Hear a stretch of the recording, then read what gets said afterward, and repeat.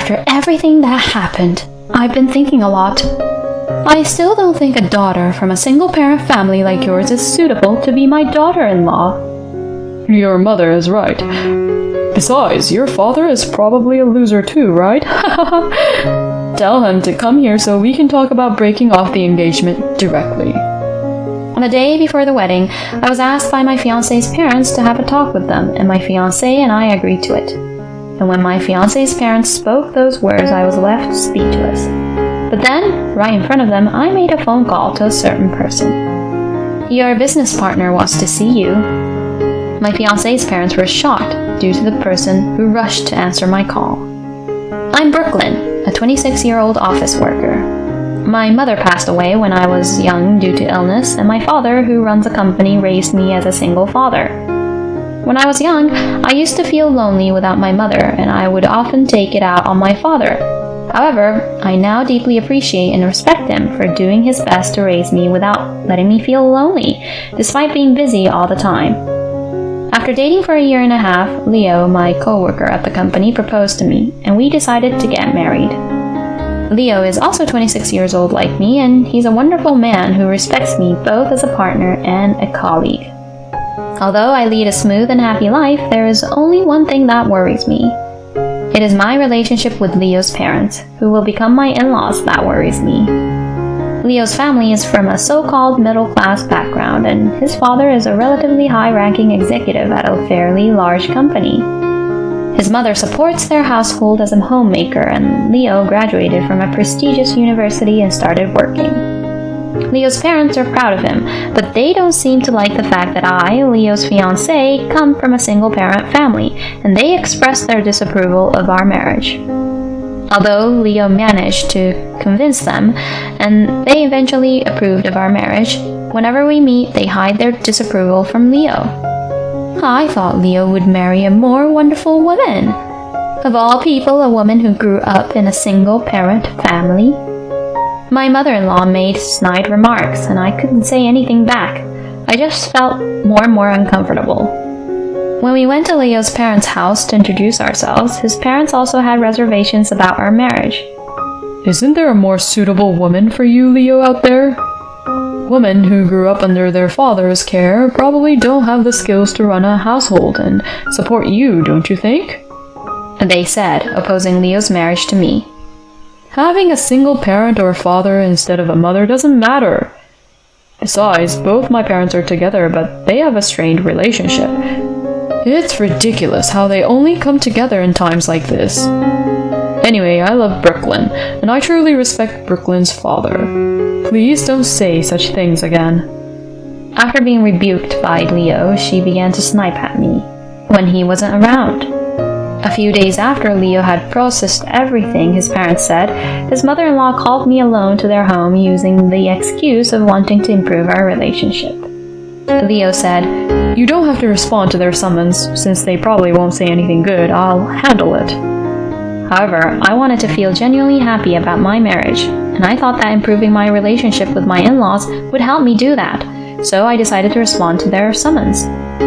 Their home is a 2-hour drive from where we live, but just as I arrived, my mother-in-law said to me via telephone, "I'm sorry, I'm not feeling well since this morning, so can we cancel today's plans?" I'm really sorry.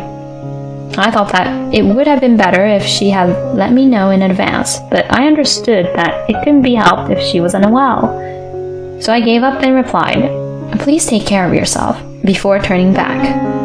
A few days later, I heard from my mother-in-law again. "I'm really sorry about the other day.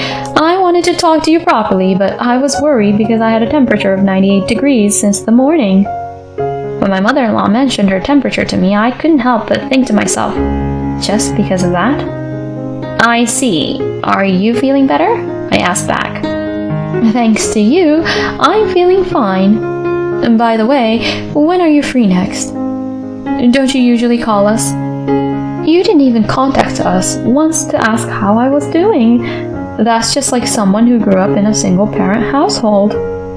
I was so surprised by my mother-in-law's response to my answer that I was left speechless. Does that even matter now? Besides, even though we traveled for hours on the day you specified, you didn't manage your health properly, and now you're even complaining. I don't think that's how decent people behave." When I responded to my mother-in-law's words like that, she seemed to be taken aback by my retort and was left speechless on the other end of the phone. However, she quickly regained her composure and continued speaking in a stern tone. "I am the mother of your husband-to-be, Brooklyn, remember? What kind of disrespect is that towards such a respectable person? Really, without a mother, you grew up to be such a rude person." Okay then, I'll make sure to tell Leo about this conversation. I was flabbergasted, but I realized it was pointless to continue talking to her, so I unilaterally ended the phone call. Afterwards, my mother-in-law used a chat tool that she had probably registered my number without my consent to send me long messages criticizing me. She even shared all of those messages with Leo. "Your mother seems to be unhappy that I won't be a homemaker even after we get married. She says that as someone who grew up in a single-parent household, I don't know how to support a warm family as a wife and mother." I showed Leo a screenshot of a message from my mother-in-law and explained her words to him. "She seems to have the impression that my family is poor and is worried that I'm marrying you for your family's inheritance." After listening to me and checking the message from my mother-in-law, Leo sighed heavily, bowed his head to me, and said, From the beginning, she was the type of person who enjoyed finding faults in others and looking down on them, but I never thought she would say something like this to you, Brooklyn. I'm truly sorry for causing you any discomfort." And after the wedding, he even said that he would insulate himself from his in-laws after that. Let's hold off on cutting ties completely. I think we should at least make sure we do our weddings and funerals right. I made the suggestion to try to maintain a reasonable relationship with my in-laws while keeping our interactions to a minimum. Leo had always looked down on parents and detested the fact that they both had affairs with other people outside their marriage without even bothering to keep it a secret within their family. This was the reason why he started to want to cut ties with them, and my attitude towards them only reinforced his decision. Leo wanted a complete breakup from them, so he was not happy with my proposal, but I managed to convince him. Leo reluctantly agreed and made a call to his parents. I heard about the messages you sent Brooklyn, and even before that, about how you called Brooklyn after she had traveled 2 hours to get there only to cancel on her and turn her away. Leo expressed his desire to cut ties with family members who would treat his future wife in such a despicable manner. I couldn't stop Leo from cutting ties with them completely, but I suggested that we at least properly handle the important events like weddings and funerals. I left it up to them to decide whether they wanted to attend the wedding or not, but I also made it clear that if they were going to try to ruin the wedding, my efforts to persuade him would be in vain. My mother-in-law begged Leo and responded, "I think there's been some misunderstanding, and I'd like to discuss it." I'll be damned if I'm going to have to cancel again because of a fever that's not even 100 degrees. If you want to talk, you're the one who has to come up here this time. He made it very clear to her and hung up. After the call ended, Leo apologized to me multiple times, and depending on the future behavior of my in-laws, I even thought that cutting ties might be an option.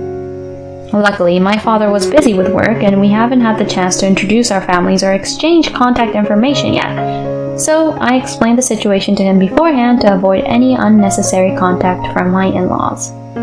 My father said, It's up to you and Leo to decide, so I don't intend to say anything, but cutting ties with their parents could lead to regrets later in life. I think it's a bit too early to make such a decision, so you should talk it over carefully together from now on. After becoming a single father, my father felt sorry for me and always respected my opinion, regardless of the situation. However, when it came to my marriage, he scrutinized Leo quite a bit, and we had many discussions about it.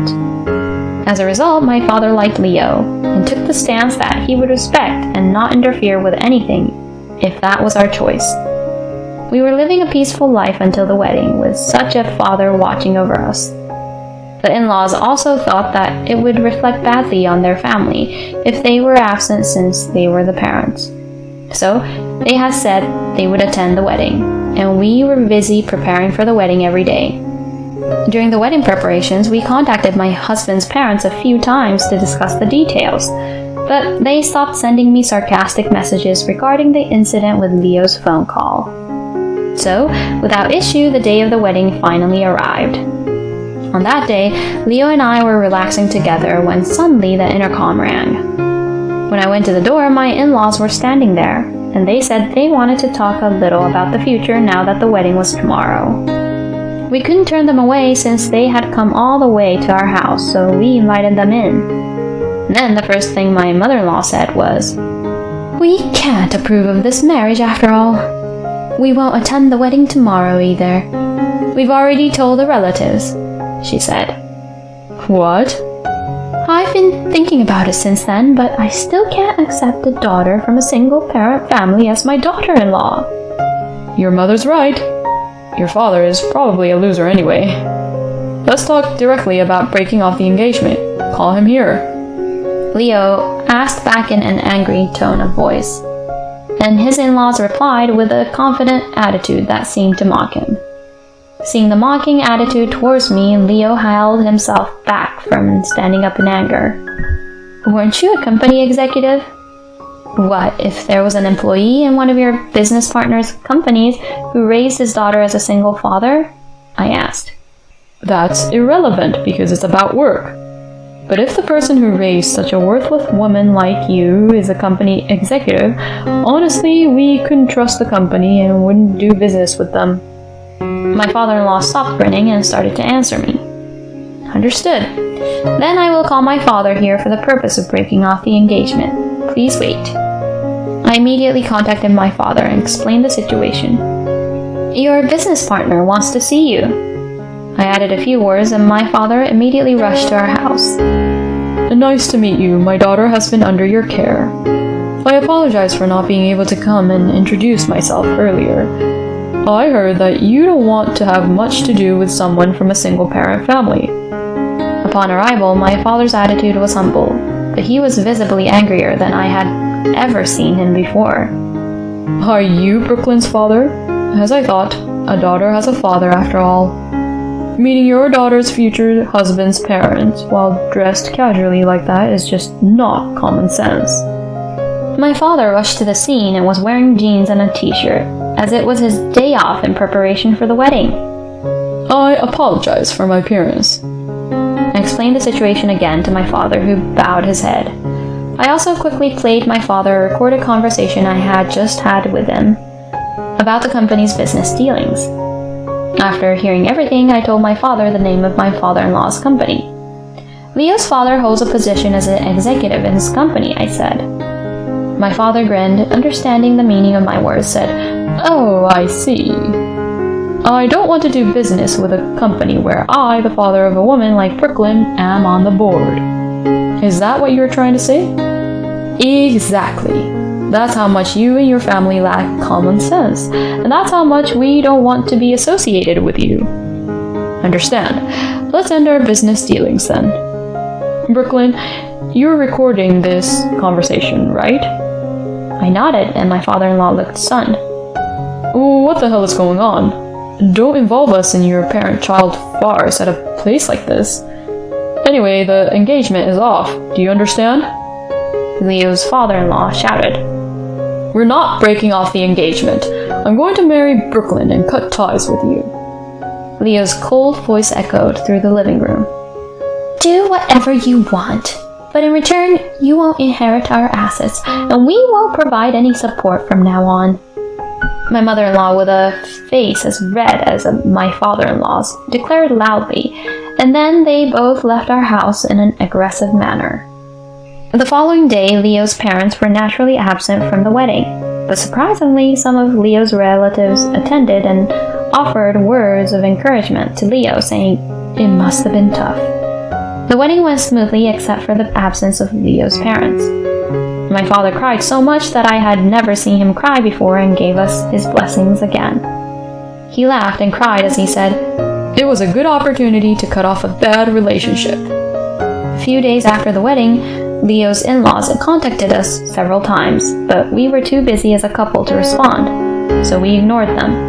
However, this time my father contacted us. He said, "We were able to cancel the deal successfully. They might contact you, but tell them that I won't respond to anything." "So, what happened in the end?" In response to my question, my father explained to me what had happened over the past few days. As it turns out, my father-in-law's company had a large business relationship with my father's company.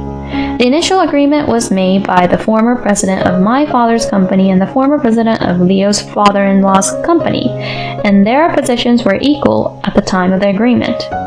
However, when the former president retired, the management team of Leo's father-in-law's company changed significantly, and the quality of their products and service declined considerably. My father could have canceled the deal, but he left it as it was because of the former president's reputation. When Leo met with my father, I had heard about this situation from him. Both Leo and I agreed with my father that we didn't want our relationship to be used as a negotiating tool just because we had formed a connection. Therefore, we had not told Leo's parents about my father's job in detail. With a recording of Leo's father's statement, my father went to the other company and discussed the matter, and it led to the cancellation of the contract. My father's company had only maintained the deal out of his kindness, and the loss of the contract was a significant blow to Leo's father's company. Any contact from Leo's parents was probably a request for assistance regarding this matter. When I reported this to Leo, he laughed and said, "It's their own fault. They change their attitude depending on the other person's position and don't hesitate to look down on others, so it's no surprise this happened." After that, Leo submitted a transfer request without discussing it with his parents and legally cut ties with his family. I thought it was a bit extreme, but Leo stated firmly, "I'm fed up with them trying to ruin my wedding for their own self-satisfaction and then expecting help when they're in a bad position." After that, there was no more talk about Leo's parents. Then, when we got married, we moved to a bigger place than our previous home, and we cut off all contacts with Leo's parents. We were busy after the wedding because we were scrambling to move. My in-laws, who didn't know we had moved, apparently stormed into our former home and kicked the front door and made a lot of noise asking us to open the front door, which was reported by the neighbors. I heard they were taken away by the police. Here's what my father told me. My father-in-law was held responsible for the deal being cancelled after that, and then he tried to make up for it. Apparently, he imposed an unreasonable quota on his subordinates and became furious when they could not achieve it. Several of his subordinates reported this as power harassment to the company, and as a result, he was ordered to transfer to a poorly performing branch in a regional area and received a significant reduction in salary.